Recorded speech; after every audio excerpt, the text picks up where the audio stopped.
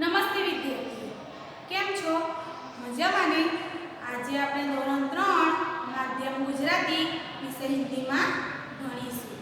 તો બાળકો, આગળના વિડીયોમાં આપણે કયો પાઠ ભણી ગયા? તો પાઠ 16 ચિત્રપાઠ વિશે ભણી ગયા. તો બાળકો, આપણે ચિત્રપાઠમાં શું ભણ્યા? તો આપણે કેટલાક હિન્દી શબ્દોના ગુજરાતી શબ્દ ભણ્યા, સ્વાધ્યાય લખ્યો, એનું રિવિઝન પણ તમે કર્યું હશે. તો સ્વાધ્યાયમાં આપણે શું લખ્યું? તો શરીફા, અમૃત, સૂર્યમુખી, અનાર, કેલા, મોગરા, આમ, સેબ, અનાનસ, ગુલાબ, તરબૂચ અને કમળ. તો આ આપણે સ્વાધ્યાયમાં લખ્યું. પછી એના પછી આપણે શાકભાજી વિશે ભણ્યા. એમાં શું સ્વાધ્યાયમાં શું લખ્યું? તો ભીંડી, પ્યાજ, મેથી, ટમાટર, અદરક, મૂલી, આલુ, गाजर, लहसुन, बैंगन, मटर और फूलगोभी. तो आपने કેટલાક ફૂલ ફળ અને શાકભાજીના નામ વિશે ભણ્યા, જેનું આપણે હિન્દી શબ્દના ગુજરાતી અનુવાદ પણ કર્યા હતા. મારી સાથે તમે એનું રિવિઝન પણ કર્યું હતું.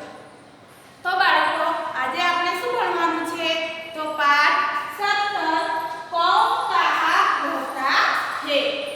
શેના વિશે ભણવાનું છે? તો कौन कहाँ रहता है એટલે કોણ ક્યાં રહે છે.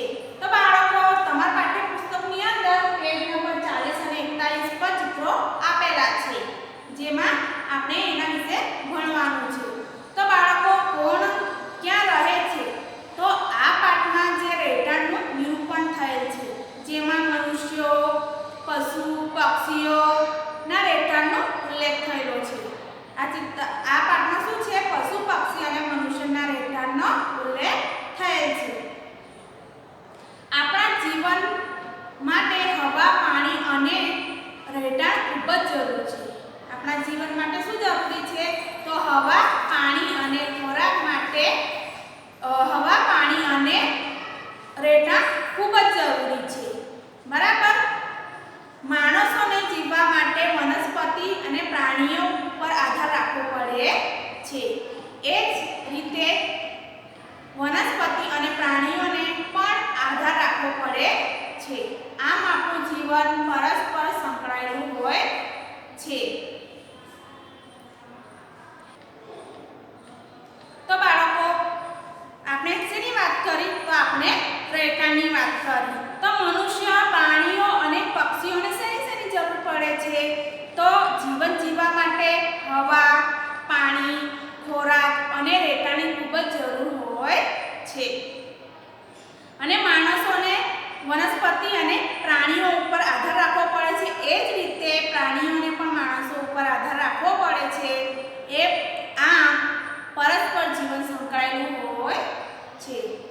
આપણી આસપાસ રહેતા બધા જ પ્રાણીઓ આપણા મિત્ર હોય છે. દરેક પ્રાણી પક્ષીમાં આકાર, કદ, રંગ, ખોરાક અને રહેઠાણની દ્રષ્ટિએ વિવિધતા જોવા મળે છે. તો શું જોવા મળે છે? આકાર, કદ, રંગ અને ખોરાકની દ્રષ્ટિએ વિવિધતા જોવા મળે છે. મનુષ્ય, જેમ કે હાથી, જંગલમાં રહે છે. હાથી ક્યાં રહે છે? જંગલમાં. એ શું છે? પ્રાણી છે. મગર ક્યાં જોવા મળે છે? તો એ પાણીમાં જોવા મળે છે. વાંદરો તો તમે જોયો હશે. તો વાંદરો ક્યાં જોવા મળે છે? તો વાંદરો ઝાડ પર રહે છે. પછી સાપ. તો સાપ ક્યાં રહે છે? તો સાપ ઘરમાં રહે છે. અને મનુષ્ય ક્યાં રહે છે? તો મનુષ્યને રહેવા માટે ઘર હોય છે. આમ મનુષ્યો, પક્ષી અને પ્રાણીઓના અલગ અલગ રહેઠાણ હોય છે. તો બાળકો, તમારા પાઠ્યપુસ્તકની અંદર જો એમાં કેટલાક ચિત્રો આપેલા છે, જે મનુષ્ય, પ્રાણી અને પક્ષીઓના રહેઠાણ વિશેના દર્શાવેલા છે. તો આપણે પાઠની અંદર કેટલાક વાક્યો આપેલા છે, એ આપણે વાંચીશું. મારી સાથે તમારે પણ બોલવાનું છે. તો પ્રથમ નંબર પર શેનું ચિત્ર આપેલું છે?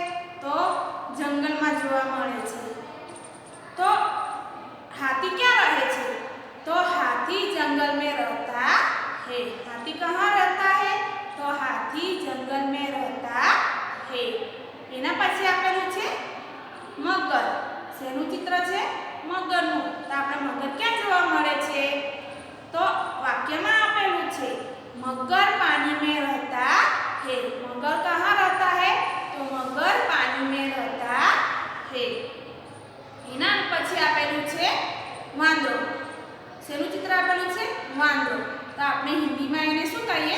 બંદર. વાંદરાને હિન્દીમાં શું બોલાય? બંદર. તો એ ક્યાં રહે છે? તો વાક્યની અંદર આપેલું છે કે बंदर पेड़ पर रहता है। बंदर कहाँ रहता है?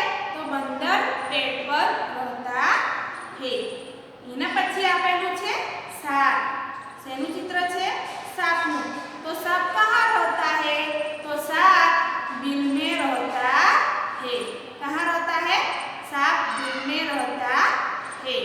તો એના પછી આપેલું છે ચિત્ર. કયા પક્ષીનું ચિત્ર છે? તો કબૂતરનું. કયા પક્ષીનું છે? કબૂતરનું. તો કબૂતર કેવું બોલે છે? બૂટર ભૂ. કબૂતર કેવું બોલે છે? બૂટર ભૂ. तो कबूतर कहाँ रहता है? तो कबूतर दरबे में रहता है। कबूतर कहाँ रहता है? तो कबूतर दरबे में रहता है। એના પછી આપેલું છે પક્ષી. એના પછી શેનું ચિત્ર આપેલું છે? પક્ષીનું. તો पक्षी. तो पक्षी कहाँ रहता है? तो पक्षी घोंसले में रहता है। पक्षी कहाँ रहता है? तो पक्षी घोंसले में रहता है। એના પછી આપેલું છે તોતા. એના પછી આપેલું છે તોતા. तोता कहाँ रहता है? तो तोता कहाँ रहता है? तो तोता पिंजरे में रहता है। तोता એટલે પોપટ. તો પોપટને શું ભાવે? તો પોપટને જામફળ, મરચાં બહુ ભાવે. પોપટ મનુષ્યની બોલવાની નકલ પણ કરે છે. એટલે આપણે તોતાને ગુજરાતીમાં શું કહેવાય? તો પોપટ કહેવાય. તો બાળકો એક વખત ફરી આપણે આ વાક્ય બોલી જઈશું. मनुष्य घर में रहता है। हाथी जंगल में रहता है। मगर पानी में रहता है। बंदर पेड़ पर रहता है। सांप बिल में रहता है। कबूतर दरबे में रहता है। पक्षी घोंसले में रहता है। तोता पिंजरे में रहता है। तो बाळको જોયું તમે કેટલા પ્રાણીઓ, પક્ષીઓ અને મનુષ્યના રહેઠાણ અલગ અલગ હોય છે અને એમનું રહેઠાણ અલગ અલગ હવા, પાણી, ખોરાકની દ્રષ્ટિએ અલગ અલગ હોય છે. એટલે તો આપણે ચિત્રની અંદર જોયું કે એમના કેટલાક રહેઠાણ છે જે અલગ અલગ હોય છે. હવે આપણે સ્વાધ્યાય પર જોઈશું પેજ નંબર 41 પર જે આપણે ખાલી જગ્યા લખવાની છે. તો બાળકો આપણે પાઠ હવે ભણી ગયા તો એની ખાલી જગ્યા પણ હવે તમને આવડતી હશે. તો મારી સાથે તમારે બોલવાનું છે અને પાઠ્યપુસ્તકની અંદર લખવાનું પણ છે. તો ખાલી જગ્યા દરબે में रहता है. તો બાળકો આગળ આપણે ભણી ગયા. દરબે में કોણ રહેતા है? તો એને આગળ ચિત્ર પણ આપેલું છે. તો શેનું ચિત્ર આપેલું છે? કબૂતરનું. તો શું કહીશું? કબૂતર દરબે में रहता है. તો આપણે અહીં લખવાનું છે કબૂતર. कबूतर कबूतर दरबे में रहता है. હવે એના પછીની ખાલી જગ્યામાં શું આપેલું છે? કયા પ્રાણીનું ચિત્ર છે? તો હાથીનું. તો ખાલી જગ્યા जंगल में रहता है. तो जंगल में कौन रहता है? तो हाथी जंगल में रहता है. तो આ મુજબ તમારે લખવાનું છે. हाथी जंगल में रहता है. એના પછી આપેલું શેનું ચિત્ર છે? તો મગરનું. શેનું ચિત્ર આપેલું છે? મગરનું. તો અહીં શું છે? ખાલી જગ્યા પાણી में रहता है. तो पानी में कौन रहता है? तो पानी में मगर रहता है. मगर पानी में रहता है. એના પછી આપેલું છે ખાલી જગ્યા पिंजरे में रहता है. तो पिंजरे में कौन रहता है? કયા પક્ષીનું ચિત્ર આપેલું છે? તો તોતા. તો અહીં આપણે લખીશું તોતા.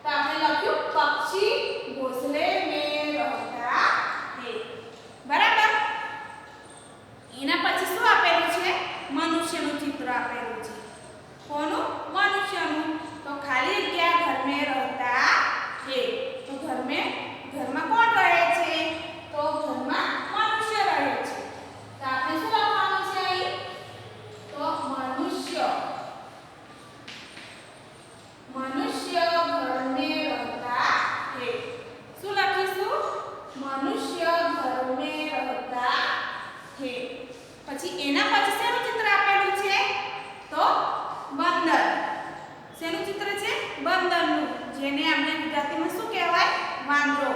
વાંદરો શું કરે છે? કૂદાકૂદ કરે છે, ઝાડ પર લટકે છે. તો અહીં ખાલી જગ્યા આપેલું છે. ખાલી જગ્યા પેડ પર रहता है. खाली जगह पेड़ पर रहता है. तो पेड़ पर कौन रहता है? तो बंदर. આપણે શું લખવાનું છે? અહીં बंदर.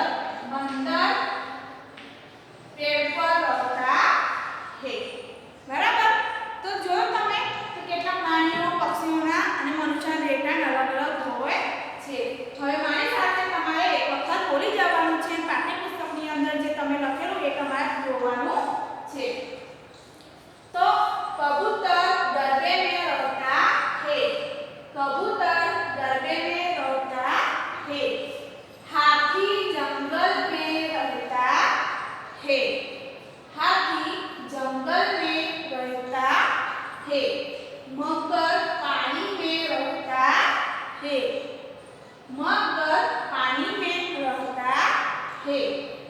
तोता पिंजरे में रहता है. तोता कहाँ रहता है? तो तोता पिंजरे में रहता है. एना પછી આપણું છે सांप बिल में रहता है. सांप कहाँ रहता है? तो सांप बिल में रहता है. પછી આપણું છે पक्षी. तो पक्षी घोंसले में रहता है. पक्षी कहाँ रहता है? तो पक्षी घोंसले में रहता है.